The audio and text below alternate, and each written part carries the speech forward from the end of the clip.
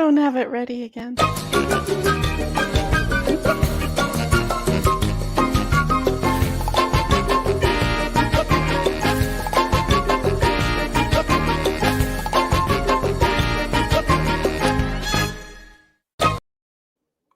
we go. Welcome, your backup plan tribe, to another wonderful, wonderful session of ours. If you are new here, welcome to Talking Taboo with Tina. It's always like this huge mouthful when I have to say that. Brought to you by your backup plan app. We focus on real, raw conversations with real people.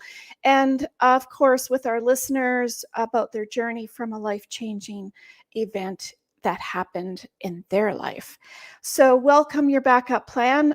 What is your backup plan app exactly? What is that? It's puts your life all in one place in case of any unpredictable circumstance, while taking that painful aftermath out of that tragedy. What does that mean? Well, of course, I had a horrific car accident 4 years ago, and it brought a new light to my journey as well. I wrote a book called In the Blink of an Eye. One thing that you can count on is that we all are going to die, get sick, get disabled or injured, or lose everything in a disaster or a tragedy. That sounds so taboo, doesn't it, when we talk about these kinds of things? But it's true. We are not Superman, people. We are not. Unfortunately, we have to be prepared for the unexpected, because that theory of it won't happen to me is not true. I hate to tell you, unless you are Superman and you can climb the sides of buildings, it will happen to you at some point in time in your life. And that's why we talk about it here on Talking Taboo with Tina, because we want to have an emergency preparedness put together for you of your own plan, so that you can move forward to whatever may strike, hit, or complicate your life in your journey. So, especially during the pandemic, we looked at things in such a different way, because we all know someone now. It's been a year and a half, just over a year and a half of this pandemic, and it brought to us things that we never thought would occur. It brought to us our lives changed in the blink of an eye. Our way of life changed, as well as the thought process of what if. And the what if is what brings us all to, am I prepared? Am I really prepared? Am I able to have someone pay my bills if I'm stuck in the hospital, recovering in ICU from COVID?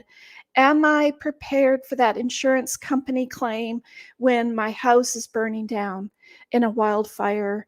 I talk about the 5-minute evacuation notices from wildfires, as well as hurricanes and sometimes tornadoes.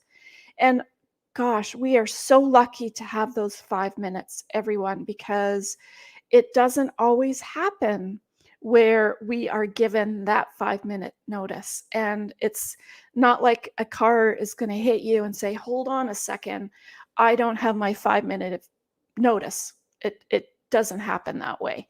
So I help you put all of your life in one place so that you're better prepared for any unexpected tragedy or situation, so to speak.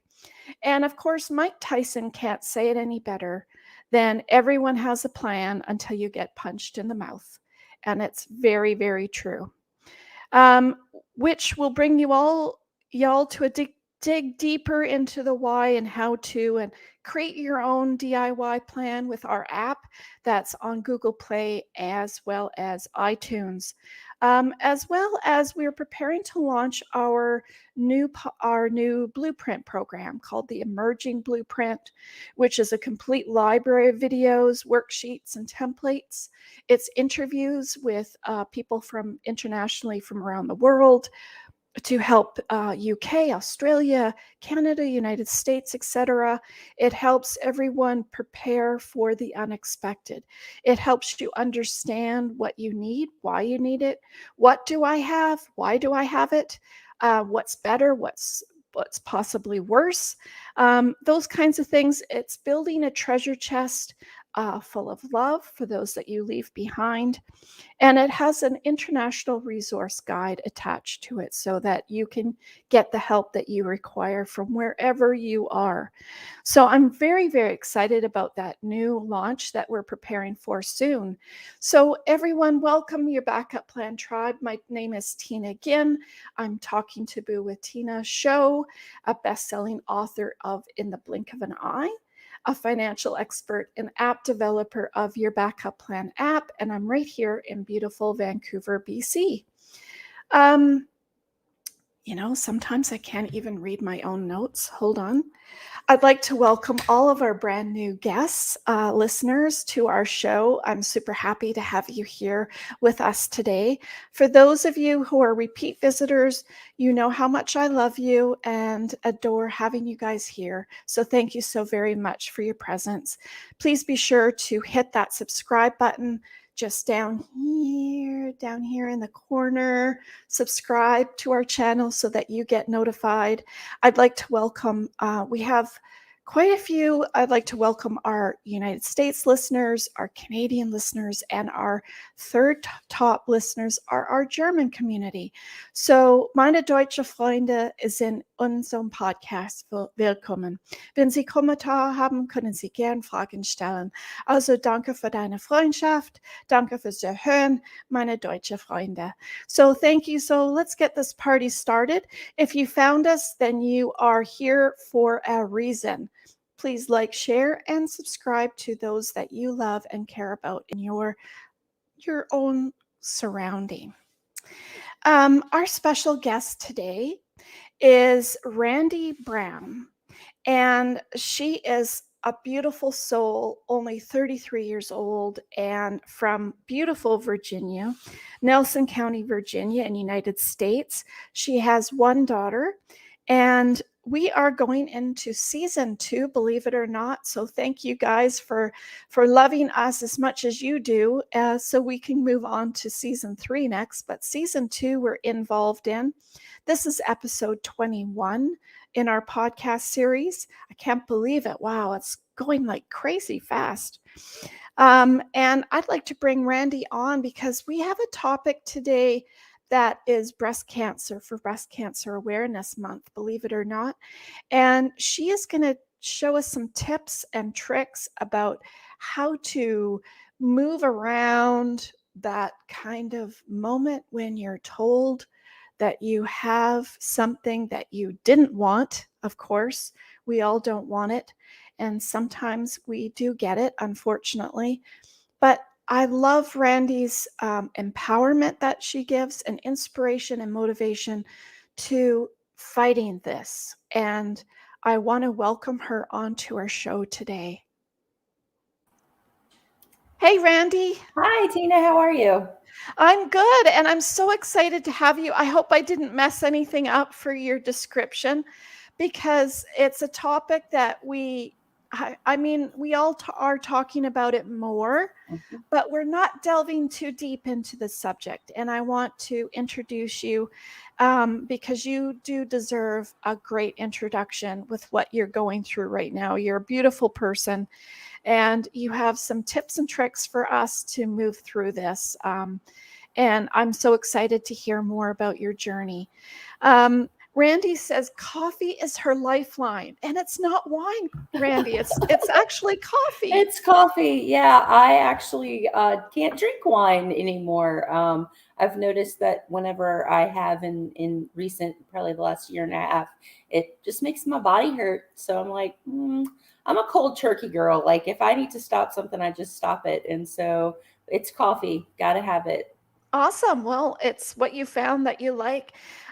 She says, I could eat Mexican food for every meal for the rest of my life. I could too. Love Being it. called mama and auntie are my two favorite titles. Absolutely. I am a how do I say that? Metastatic breast cancer warrior. You sure are. Peer support specialist and creator of Warrior Artisan Coaching, a program designed for the individual who's both a creative and has been diagnosed with cancer. I have been an entrepreneur for 8 years as a metalsmith jewelry designer, and I am the chief creative officer of my growing empire. Absolutely. So that's a little bit of a description for all our listeners out there. But where did this journey start for you? Well, I think so. As an entrepreneur, it started, I was without a job and had a husband at the time, had a 3-year-old, and I was like, I need to contribute. Every job I applied for was not working out. And I was just like, okay, so what do I have in the house that I can make that I can sell? And so I started out actually making friendship bracelets with button closures. And some little, I called their bird's nest charms. They're just some beads that are wrapped and they look like a bird's nest and they're super cute. And that was where it started. I put up a Facebook page and put up some pictures of the bracelets that I made. And here we are 8 years later. And I've gone from making friendship bracelets with button closures to now I work with silver and copper, and I get to play with fire and pound metal and set stones. And that's where the entrepreneur started. And I realized I've been, kind of been an entrepreneur most of my life. I remember walking the streets of the neighborhood, which was pretty spread out here in the rural country, and just knocking on the neighbors' doors and said, "Hey, I got this little catalog. Will you buy something from me?" So I realized like I've kind of always had that go get it kind of hustle attitude. And then the cancer journey started December 2016. With a diagnosis of breast cancer. I had a spot in my right breast, and then a spot, 2 lymph nodes also had cancer in them. So that's where it all started. So in 2016, did you have any symptoms, or how did they find out? So I had a spot on the inside. So they look when you're getting diagnosed, they're actually looking at your breast like a clock. And so I had a spot at 4 o'clock on the outside of my breast that looked like mastitis, which typically, if anybody gets mastitis, typically they're nursing. I had a 6-year-old. We were not still nursing. So I was like, I don't know what this is coming from. So I went to my annual physical with my primary care doctor, and she wasn't worried. Like she said, well, it's probably an infection. I'm going to give you an antibiotic, but I'm also, to err on the side of caution, I'm going to send you for an ultrasound. And I said, okay, if you're not worried, I'm not worried. She'd been my primary care doctor at that point for like 6 or 7 years. So I was, I felt pretty comfortable with what she was saying. Went to the ultrasound, and the tech kept looking at 11 o'clock. And I, in my head, I'm like, I'm going to need you to stop that. Like, stop looking for things that aren't there. And she asked me 3 times if I'd been referred to a surgeon. And I, like, in my mind, I'm going, not for mastitis. Like, that's a little extreme. And so she asked me 3 times. And then finally she said, you can go ahead and set up. I'm going to go have the radiologist look at this. Mm-hmm. And I immediately knew. I said right then and there in my mind, she has found something, quite probably cancer. All right, we're going to kind of wrap our head around this. And I sat there. I have a picture of myself in this dimly lit room. They call them capes, but they're not like they don't offer any strength, or they're just this piece of fabric that just kind of drapes over you. And it, and I've thought about those many times. I'm like, cape is just the wrong word because they don't empower you in any way. So she comes back and says, you can go ahead and get dressed. The breast health navigator is going to come talk to you. And I was like, the what? Why? That's a title? That is this, what, a breast health navigator? Like, I don't, okay. So this lady comes and she says, I'm going to have you talk. The radiologist would like to speak with you. I'm going to have you come to my office. Okay, this is great. Like we've now gone like to a whole nother level. We go to her office. He walks in and he says, I want you to think about an inch is 24 centimeters. What we found is 16. I was like, it's pretty rather big. Okay. He said, if you were my wife, I would have you go get a biopsy and send it off to pathology. And I said, oh, okay. So then the breast health navigator takes me to the surgeon's office. The medical system that I'm a part of has done a really good job. It's kind of designed like a circle. So you do your ultrasound and then you go to the office and then you go to the surgeon's office, and I walk in and I was fine at that point. Like I was like, okay, like we're going to get this figured out. We're going to find out what's going on. And the sense of urgency that the breast health navigator, as well as the lady scheduling my visit with the surgeon, the sense of urgency that they had is kind of what freaked me out. It was like, okay, I'm a little confused. And so, and then the lady that was doing the scheduling said, is there anyone I can call for you? And it's 8:00 in the morning on a random Wednesday. No, like, do you have a person? Like, I don't, like you don't, I want it to be like, do you have a person to call on a random Wednesday at 8 a.m.? And that's when I freaked out, and she took me Unplanned. in a room. Right. Unplanned. This was supposed to be, my plan was that I was going to get to the appointment early.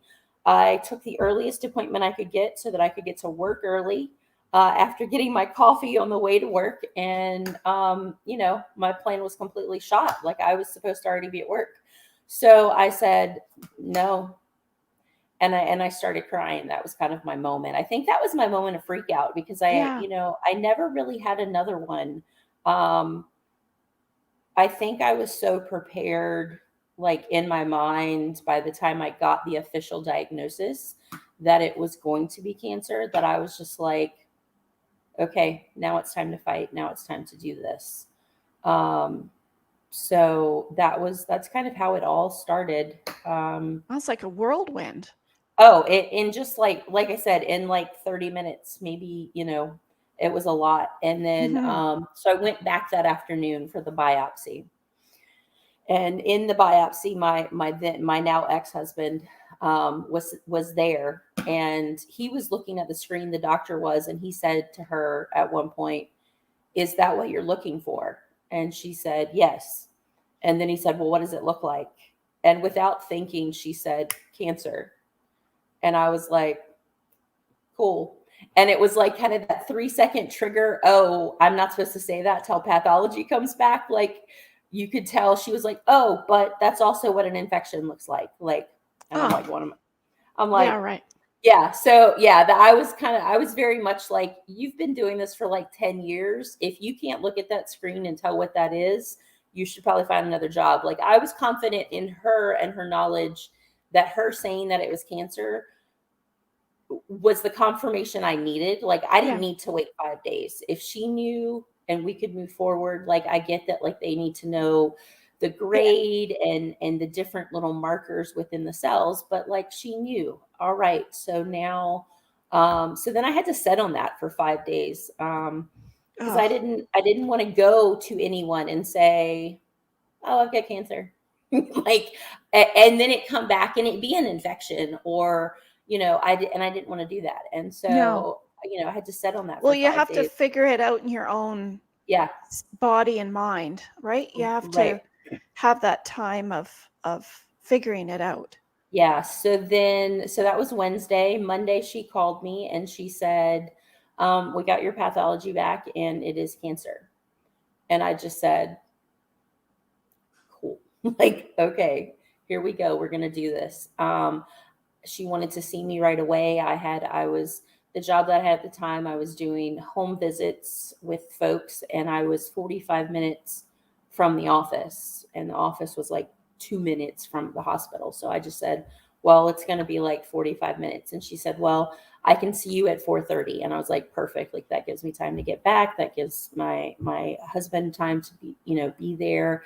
And so then we met with her. And then that night I called, I had to call my mom, and I said, hey, I need you to get my daughter from school. I have an appointment that's going to run late. And she was like, what kind of appointment? Why? I need to. And I was like, Mom, like, I just have an appointment. I'll talk to you this evening. So went to the appointment, found out what was what the beginning stages of the plan was. Because the plan started out, well, we'll give you a pill for 5 years. We'll take out the lump. It's just like this little spot, and then you'll be fine. Oh, okay. I like that plan. I'm down. I can pop a pill every day. Like, that's fine. And it escalated. Like it went from, to me, that was like level 1. It went from 1 to 11 really quickly. They did some more diagnostic testing and found it in my lymph node.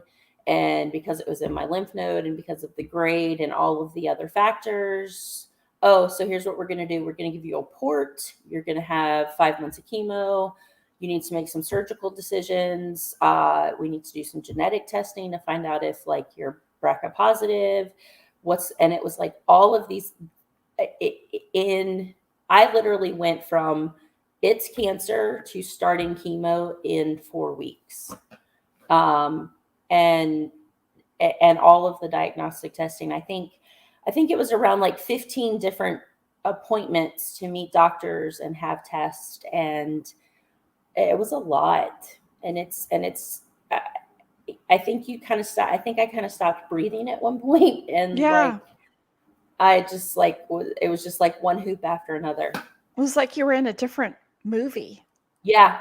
The movie, like the script changed, director changed, all of it. It was completely different. How did that, I don't want to say epiphany because it's not an epiphany, but it's certainly life-changing.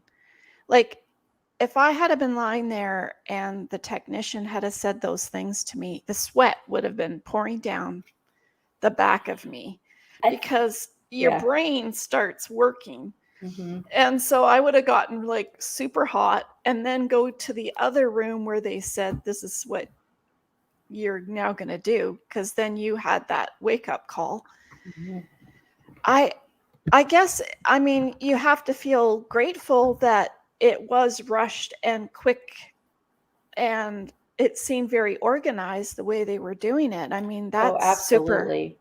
Yeah, it was definitely and I think that's where like my confidence, even now, so now December will be 5 years that I've kind of been doing this.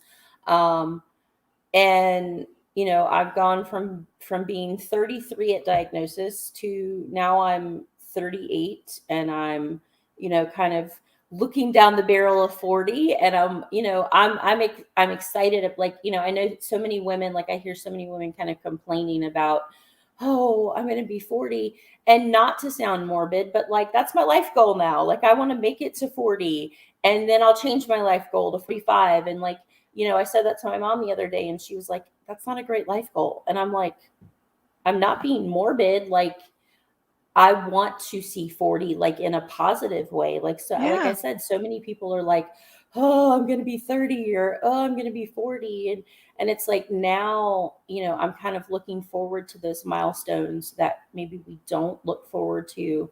Mm-hmm. And I think for me, like, I am such a planner. Like, I'm such, I would go so far as to say like control freak that like, I just needed the tech to say what it was. Like, don't tell me you can't answer me. Like, you've now you've opened this can of worms. You can't put the worms back in there. So just tell me. And so that's, for me, that was more like, now I have to change plans, and I have to like figure out this whole new thing. And in that exact moment, there were no definite answers.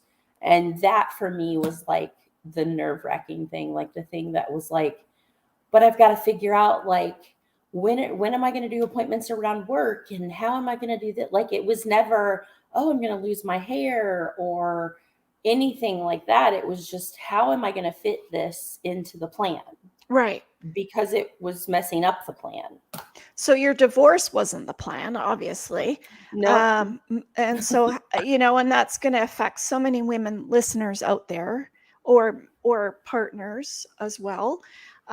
Because when something happens, you either get closer and stronger, or the plan changes. And it's good and bad, of course. Sure. But how did you deal with all of that at the same time as dealing with your 5 years of your breast cancer journey? I think in that moment it was very clear to me that we were in two different places. We, I was very much, I'm ready to take on the world, and cancer treatment's over and I've gotten the all clear, and it's like this is I'm moving forward. Like I'm ready to take, like I said, I'm ready to take on the world, and I want to grow the business that I had started. I want to be able to do a good job at the job that I had, because they had supported me so well while I was in treatment. At that point I had an 8-year-old that I wanted to continue to see thrive and grow, and not think about her childhood as my mom had cancer this one time. And so that was where my mind was. And I think neither one of us knew how to support the other, but neither one of us was saying, this is what I need. And so instead of pushing to fix it, it was, for me, it was, I'm not going to be the only one working on it. Like, I'm not going to keep asking you once a week, what can I do better as your wife? And get oh, you're doing fine. Like, I don't need anything else from you. Yeah. And And so I vice was just, versa. right. And vice versa. And I think for me, like I don't remember him asking, and he may have, but in that moment, I don't know that there was any, like, I didn't know what I needed. Because I was so stuck on, we're going to move forward and this is what we're going to do. But it was just like, we're getting to a point where we're going to be everything we don't like in the relationships around us. And so instead of continuing to do this and bringing our daughter up in that, I'm done. Like, I can't do this anymore. And that was just, it was another very like finite decision for me. Yeah. And I think my faith, honestly, like when it comes down to it, my belief in God and my faith and the people that he's brought around me, and the support that I have, that is like the main factor that has gotten me to this point. Is knowing Drives that you. yeah, it's knowing Yeah. that it's knowing that I'm provided for. It's knowing that I'm loved. It's knowing that if I am willing to say, all right, I have a need. I need this. He as the Lord of my life has always provided for me. And so that at the end of the day is like number one. And then I think number two is probably like genetically, there are some very strong women in my life. I've been blessed with two grandmothers who showed me very different sides of the female personality. As far as like, my one grandmother was very, very gentle, and she was stern, but she was also like very gentle. And we had this really great relationship, where I can remember when I first started driving, like I would take her to doctor's appointments and Christmas shopping, and like that, seeing the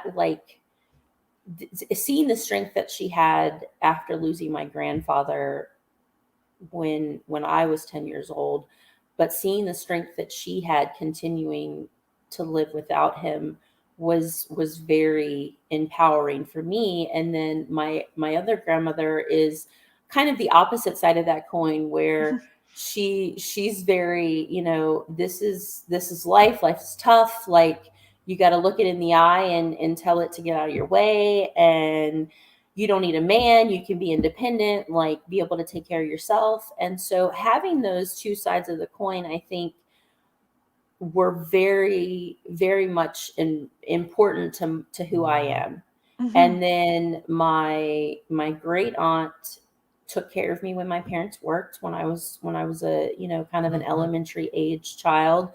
And so her support and love of me was just so unconditional that I never doubted I could do anything that I wanted, and not in a cocky way, but just in a, if you put Powerful. forth, right, if you put forth the effort, you can do it. And Yeah. so I never thought to doubt myself, until you hit a point in your life where you're like, oh, I can't do anything. And, or that one thing doesn't work out. And then you're like, oh no, I'm not as good as I thought I was. And then my mom is literally like the strongest woman on the planet.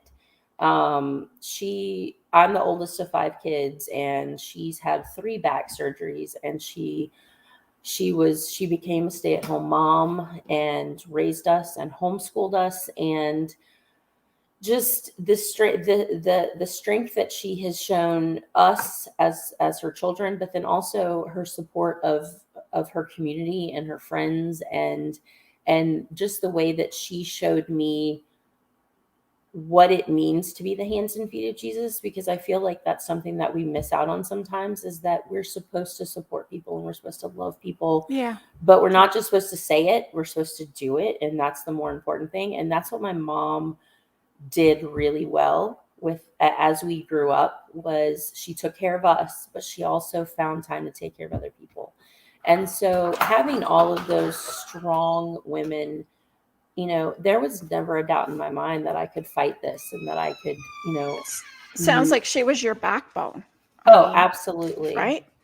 So, I know we're going to get into a few of the tips and tricks that you have up your sleeve, that you've created yourself. But of course, that's probably one of the tips that you talked about just now, is support. Mm-hmm. You need a support team around you, right? Absolutely. I call my team my pack. And without my pack, I wouldn't be here.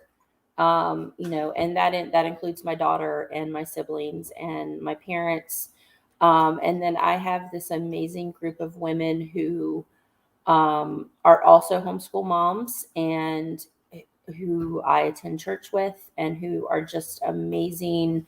I can't tell you the number of times that I've had meals provided for myself and my daughter, and trash taken off, and that support system is definitely very high on the list. Definitely in the top 3. Yeah, it sounds like it. Yeah. And the one things that I had written down was, which you covered, is the support, but take your time, which you talked about before when we had a discussion. You have to take your time. You have to give yourself grace. And that was something that I had to learn. I didn't know that. My first year of treatment, I did not take my time. I went through treatment. I went to work. I never missed a day of work. I still, the only time I took off was when I had a double mastectomy, and That's amazing. Yeah, and it's just, that's just how I do things.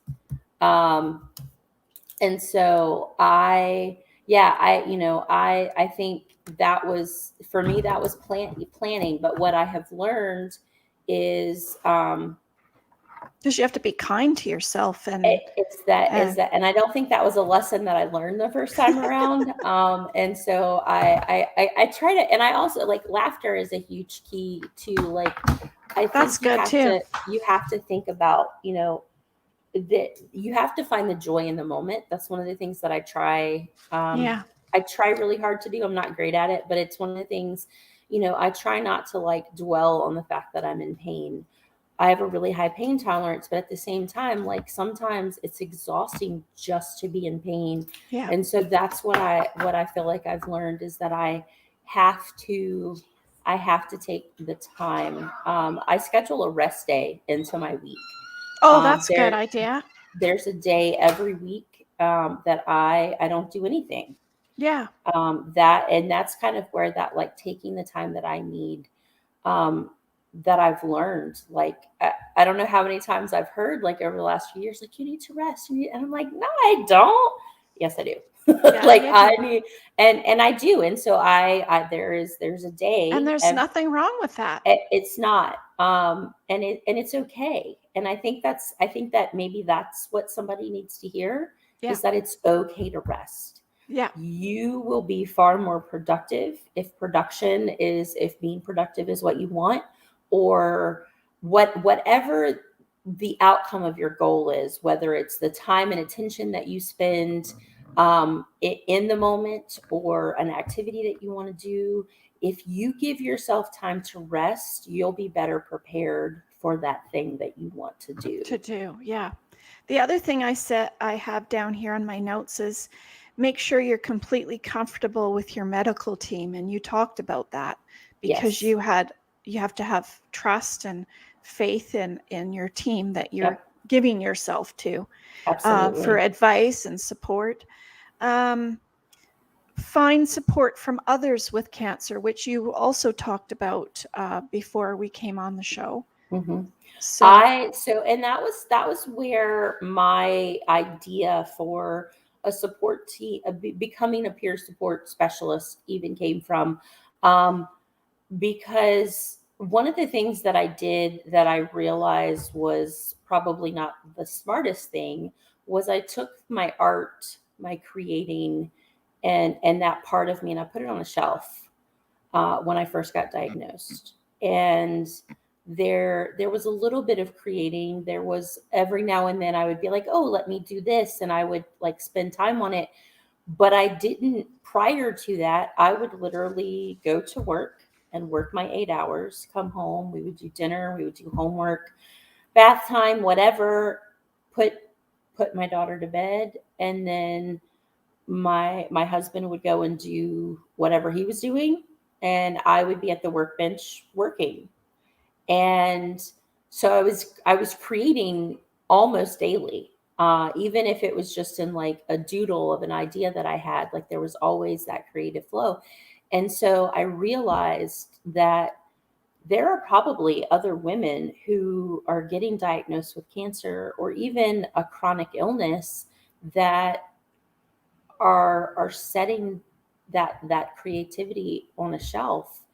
And I genuinely believe, if I had not kept it on a shelf and I had continued, even in little small ways, mhm. to do that regularly, I would have not been as foggy when I came out of cancer treatment. I feel like I would have been a a little more clear, being able to think more clearly. And so it's important to me to remind, and men with cancer that are creative, it doesn't have to be just women, Mhm. but obviously as a woman, women are kind of my first heart of, as far as wanting to support them.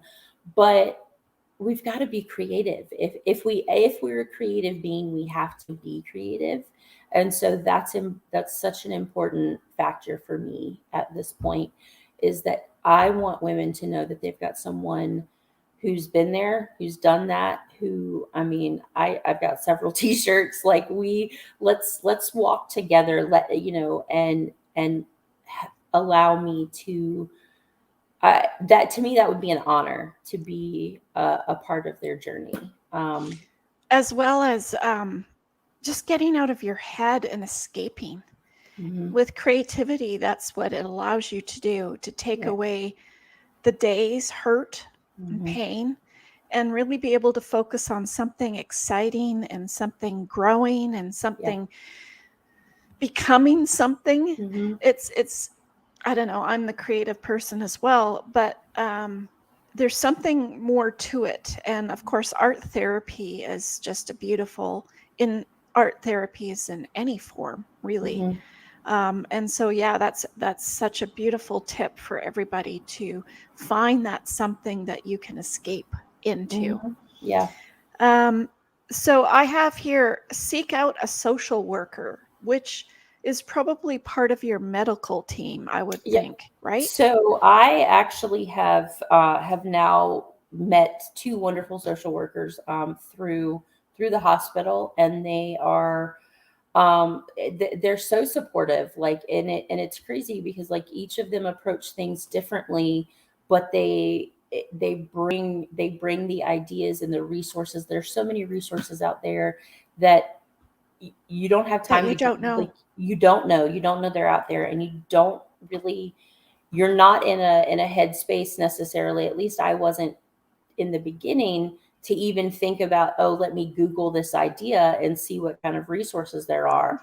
But if you reach out to them, there are so many resources that they have like at their disposal, that they can just literally hand you pages and pages of websites. Full of And information. oh, it's Yeah. crazy. Yeah. There are so many, and there are so many organizations out there, from organizations that will come and clean your house if you're in a certain stage of treatment, and then people that provide rides and meals and all kind. I mean, the resources are just Or endless. completely unlimited. Yes. Yeah. Awesome. I have down here, look into clinical trials. So I was a part of a clinical trial when I had my mastectomy, and the idea was that we would see, the idea was how, if rather than like going in there and taking every lymph node out, they only took the ones that they knew had cancer Were in them, affected. and just a couple around. And they literally, like, apparently during surgery, kind of went to the computer, talked to the clinical trial nurse, and she punched in some numbers in the computer, and that determined how many lymph nodes they actually took. And so That's my cool. my magic number was 11. Two were involved, and the other 9 were not.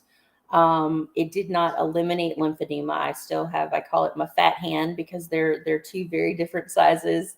And so, which requires me to do other things. And so for the first two years, I believe it was, every 3 months I had to go and have my arms measured to Oh, okay. determine the Part of that trials too. part, as Yeah. so they could measure, how affected I was, versus other women Right. with lymphedema. Oh, that's And cool. there are so many trials.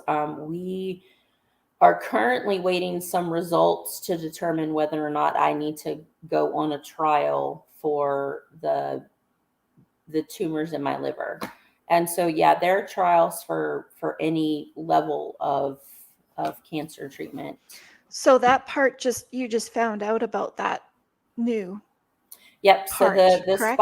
the spot in my liver has been there for a little while, but let's see. So we're in October. So at the first of the year, I have to do scans every 3 months. So the first of the year, they thought they saw something, but it wasn't like big enough to be terribly concerned about. And then my next scan, it was almost like they were gone. And then scanned again, and they were like, oh, no, those spots are really there. And then 3 months again, and they had actually doubled in size. Wow, those sneaky little critters. Yeah, definitely. Jeez. Yeah, so I actually had a liver biopsy, where like they literally just kind of punctured my stomach and took out a piece of the liver, and that's the results that we're waiting on now. Like, so the initial results show that it's the same cancer that has been everywhere else, but we're looking to see if there's any type of mutation that maybe would then put me into a trial, Into a different system. Yeah. So the other thing, and it's funny because it says keep moving. Well, that's entirely what you've been doing Yeah, no, absolutely. the whole 5 years. Yeah, like you've gotta keep moving, like one day at a time. Like, you don't have to move fast. You don't have to, like, you're the only, I read a quote recently that said the only person you're trying to be better than is the person you were yesterday. And I was like, I like that. Like, I'm not competing against anybody. It's one day at a time. I had a friend tell me, I was doing this business. Um, I have a business coach, and one of the lessons in the curriculum that she created was to ask the people around you, whether it's clients, customers, friends, family, ask them what it is that you do. And I was like, oh, I Oh, don't think I ever thought about it like that. So I did. Like, I put a post on Facebook, I sent it out in like an Instagram on Instagram, I put it out in Snapchat, and one of my friends said, you are a cheerleader for other women. And I was like, there huh. you go. I like that. Like, I don't think I realized, like, I am, like, I want to see everybody succeed, but I don't think I realized Was putting it out there. that I was as loud about it, or That's and so cool. I really appreciated like that feedback from her. But it's true. Like, I want to see whether it's a woman in crisis or not in crisis, or a woman, just living her everyday life. Like, I want to see her succeed. And so Mm-hmm. that's, and that, I think that too is where the desire to do peer support came from. And so I wanted to combine that desire to peer support with like keeping creativity like ever present. Right. And so that's where it came from. So the last tip was get peace of mind, which kind of ties into what you created Mhm. for cancer patients Yeah. or disabled people, really. I Yeah. guess it's for any. You want to talk about what you created to make life Sure. easier? Yeah. So I think I have mine with me. The front cover of my binder actually just has stickers on it from different trips. I'm a sticker-aholic. And so I find them anywhere I go. But I created two things. One is a planner, and I'm terrible at the angles. So this is it's a planner and a journal all in one. And the idea, I just really love kind of like the daily page. Has got it's literally got everything. So mine I did it in two versions, and mine is the cancer version. And so there's a little block at the bottom that says any symptoms I might have experienced today, and I write them down. Now that I'm back in active treatment, I will be in active treatment for the rest of my life, just because I'm metastatic. But I'm back on IV chemo. So like there's a little block to say number of days since chemo, and then which number treatment it was. A spot to remind yourself to be grateful, and to drink water, and to move your body, and your mood, and the day's goals. And did you remember your meds? Because I actually forgot them one day, like a week ago, and I haven't done that in forever. And I Yeah. was like, I get halfway to where I'm going, and I'm like, I didn't take my meds. And Hold I'm on a like, second. this Something's right. different. I'm like, this is going to be an interesting day. I want to see how this plays out. But then, I've got a chore chart, and remind myself to do self-care every day, even if it's trying to get my coffee by myself for 5 minutes, or reminding myself to rest, those sorts of things. It's those little things that we do that are good for us. And so Right. Or to remind you to do them. Right. And so Right. that's really what like the daily and it's daily. On the back of it, it's completely blank with lines to journal. And so, because I feel like those two encompass one another, like you can actually track this and say, hey, this is how the weather was today, and I had a headache. And because I know for Right. me, when the barometric pressure changes, I get a headache. And like no doubt it's going to rain if I have a headache, like always. And so like but it's also good to be able to remember that, Or in to be case, aware of it. Yeah. so that you know how to take care of yourself. And then Right. the second thing that I created, I call it my all-in medical. It's called All-In Medical Binder, and I've redesigned it a little bit, just kind of playing around and working with working with a graphic designer because that is not my forte. But I also felt really good because she actually has a degree in graphic design, and she was like, "You have a good eye," and I'm like, "Thanks, I appreciate that." But so it literally would print out like this. You can get it as a digital download. Both of these you can get as a digital download, or you can just kind of have me put it together for you. And so I would print it out and put it in a binder and ship it to you. But then in the medical binder, it's that idea of getting organized and that idea of having things at hand. So in there, you've got a place for your personal information, your medical history, the medications that you're currently taking. I have a whole section of symptom trackers because I think sometimes we forget, like, well, did I sleep? How am I sleeping? Yeah. How are my bowel movements? How is my pain? How is, do I have My headache. how is my headache? Like those types of things. And so I created an entire group of symptom trackers that go in the medical binder. You could also just print those out and put them with the journal. I keep some of them with the journal so that I have that particular symptom is on one page and I don't have to like flip through every page. It also has a spot for family medical history, any work records that you may have needed for if it were a car accident as opposed to a cancer diagnosis, or a work accident, then you've got all of that paperwork right there together, ready to go. especially when you're going through something like you are. Right. And it's funny because we have so much in common with creating this backup plan. And yours, of course, goes hand in hand with receiving this incredible new journey that you have to ride, and into more depth. Whereas mine is it's before anything happens. Yeah. It's get your crap together before it happens so that you have somewhere to go to find it. Right. You have, your sister can find it, or your daughter can find it, or your husband can find it. Of course, but yours it's so perfect for a daily journal to track how you're feeling and what you can be able to talk to your practitioner about next time, right? Because otherwise you there's so many, look at you forgot your medicine. So I mean, there's so many things, your day moves on. You can't stop your day. Right. But you get muffled in that and you get into the real daily mode, school, kids, work, Right.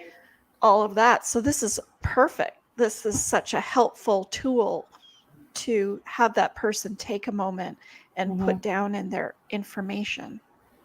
Yeah, no. And I've even noticed, I was telling your girlfriend the other day, like my water intake, which we all need water. We're like plants. We need water. We need fresh air. And I have increased my water intake just by using this. Like knowing that I'm holding myself accountable is so important. And I think that's the thing, that's the point of having a tribe and having a group of people. Like me and 5 people could be doing the planner, and I can say, hey, did you color in your water raindrops? Like that's, and I think that's the great thing. I have a girlfriend who has severe headaches, and I sent it to her and I said, hey, I want you to like try this, see if it works for you. Give me some feedback. And she was so funny. We got together like 2 weeks ago, and she's like, oh, I've been having headaches and da da da. And she's like as she's talking to me, she's like, oh, and it's not like somebody didn't give me, The tips, a tangible thing to track this. And I'm like, I don't know who that could have been, but yeah, I mean, that'd be great if you had one of those. And we both kind of chuckled. And so, but again, like holding it holds yourself, but also you can hold one another accountable. And I think absolutely, that's where the tribe comes in. And that's where, the group of people that you surround yourself with, like that's right. It all comes back to the support and the love that we need to go through each day. To recover. Yeah.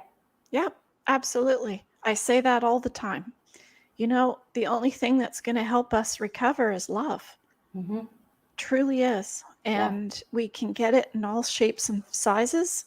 And support is one of them. And it benefits us extremely. So, of course, with your backup plan, having similar type of information so that you can focus on the present time and getting better. How do you think that affected you with what you're going through right now? And did did it make you think differently? I better get my crap together. I better start thinking about what if I can't walk Yeah. one day or I'm stuck in bed? Like, what if somebody has to pay my bills for me? And if it's not me, who is it? Right. All of those kinds of things. Did you start thinking about that? So I will say, honestly, to begin with, no.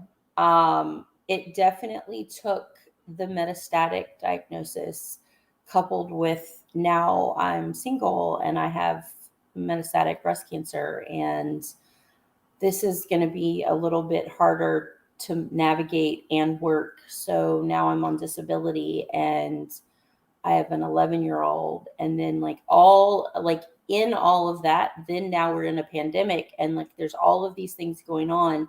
And so definitely in the last, I'd say year and a half, maybe 2 years, I've started to think about it, and I've started to make a list of things that I need to take care of, so that should I not be able to take care of them, Right.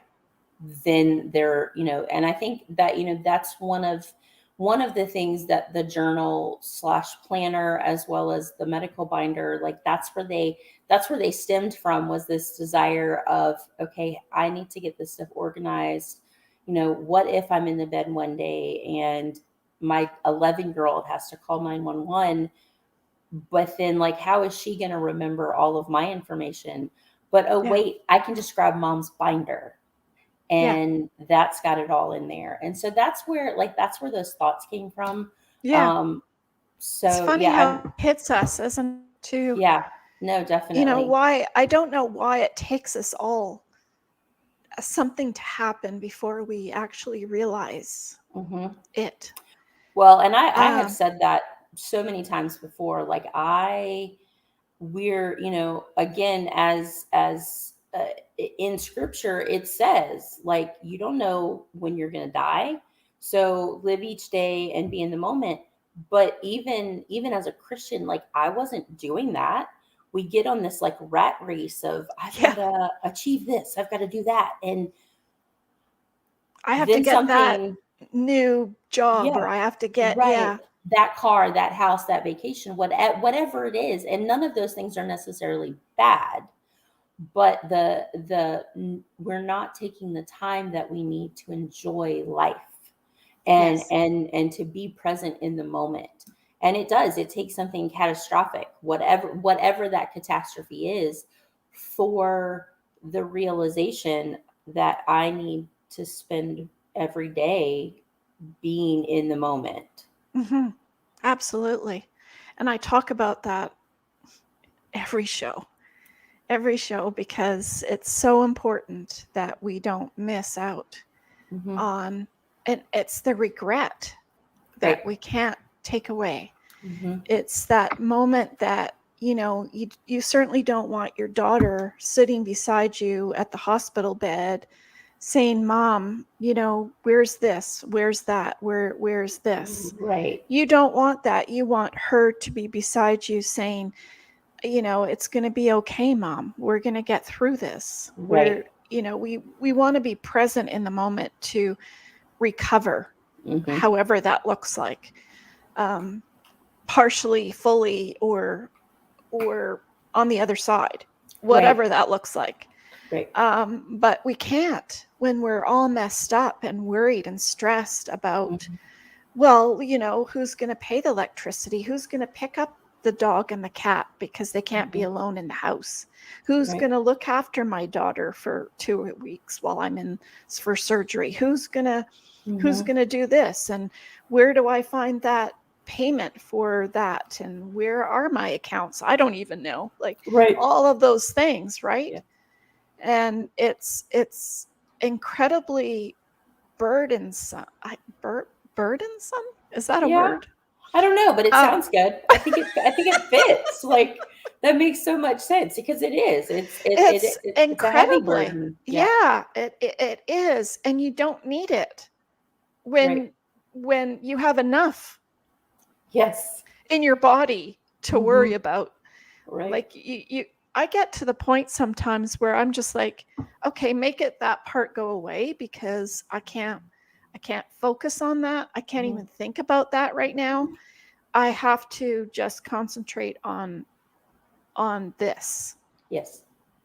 And on when you're in that mode of job, school, kids, courses, career, the boss didn't like you today or didn't like what happened today or all of this crap that you get to a point in your body when there's something wrong with it that it really doesn't matter.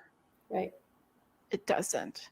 Hmm. Although you want it affects you, but you need to push it away somehow. And I like the idea of the daily journal because it helps you point that out to your mind because your Hmm. mind needs to be balanced with Right. what's going on. And yeah, so I really like that idea of that.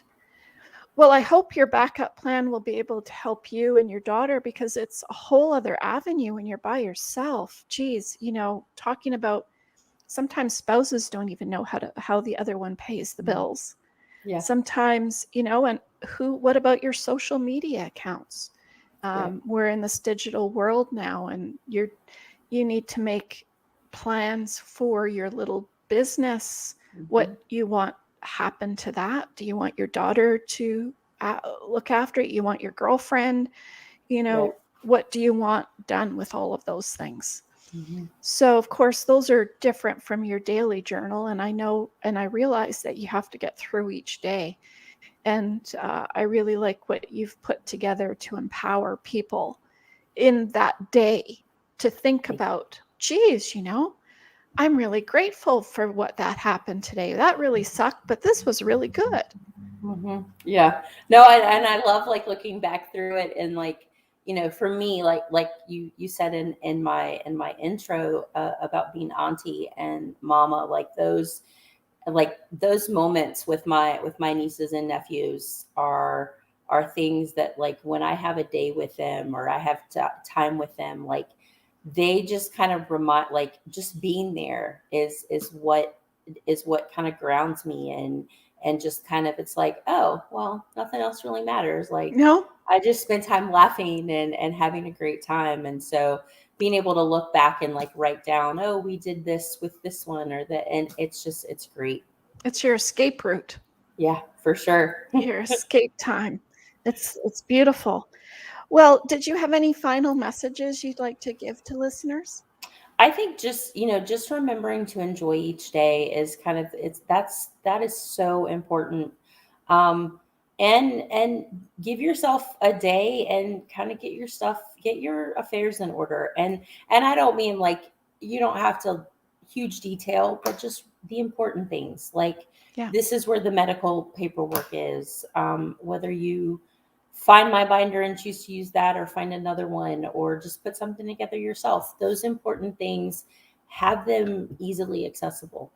There are definitely times when there has come a time that I need to You're go going to find need those them. things. And yeah, and you're not ready. I mean, I certainly wasn't. Like I said, like we said, like I was 33 when I was diagnosed. Yeah. I wasn't thinking about, I think I somewhere in the back of my mind, when I was like 60 or 70, I might get, I would possibly get cancer at you Yeah. know both sides of my family. But I certainly wasn't like, oh, I'll be 33 and let me be prepared and have all of my. So I think those are the two things. It's okay to be prepared. That doesn't mean that you need to spend every day worrying.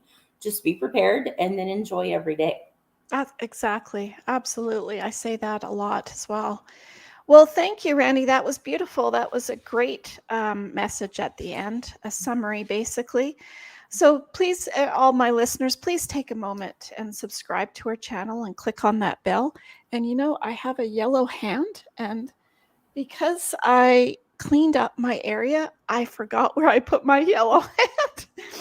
So subscribe down here, click on that bell, and I always say, ring my bell down there in the corner. For all those people who love those 70s songs. And if you are thinking about someone right now while you're listening to this show, someone you love and you care about, please reach out to them. You know, we have those things called phones still. We have FaceTime when it's working, not like yesterday.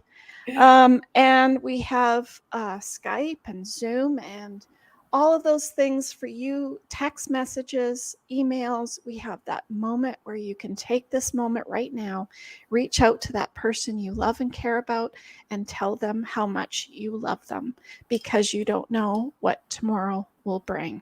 So stay tuned, everyone, to our podcast and our live streams. I have great conversations with some of the most interesting and accomplished people in the world today. I think you'll be entertained and informed, and hope that we have inspired you and motivated you to start thinking about your unique plan. You know, no one is Superman, so expect the unexpected. And thank you to all of our listeners. We are now into our successful second season of our show. We've had you've all had my back, and I want to thank you all. We have our show is on all podcast platforms. We are on YouTube, Instagram, LinkedIn, Twitter, and TikTok, and Facebook. We also have a Facebook group for those like-minded communities so that you can share your backup plan ideas and journey. And so see the description box down below. Thank you for sharing your time with us. I love each and every one of you. And I always end with Carol Burnett because she made us all laugh. And I'm right there with Randy in thinking about laughter is the best. So I'm so glad we had this time together just to have a laugh or sing a song. Seems we just get started, and before you know it, comes the time we have to say so long. So long, everyone. Be kind, stay safe during this pandemic. It doesn't seem to be ending anytime soon. Much love, much thank you so very much, Randy, for coming on our show. Thank you so very much. And thank you to all our listeners. I love each and every one of you. Be kind and stay safe. Thanks, everybody.